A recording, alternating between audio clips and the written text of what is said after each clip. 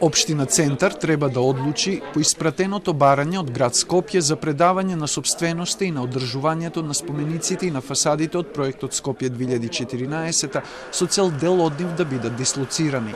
Барањето е испратено поради скапото одржување кое град Скопје го чини 500.000 евра годишно, рече градоначалникот Шилегов.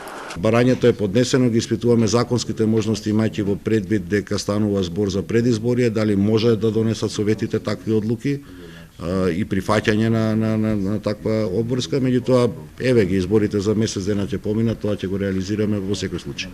Градоначалникот на Центар Богдановиќ ја потврди информацијата дека поради предизборниот период се анализираат можностите за предавање на сопственоста и на одржувањето на спомениците и на фасадите од Скопје 2014 на градот и дека тие ќе постапат по барањето.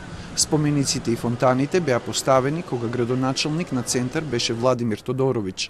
По доаѓањето на негово место на Андреј Жирновски, тој постигна договор со градоначалникот на Скопје Коце Тројановски одржувањето од општината да премине на градот.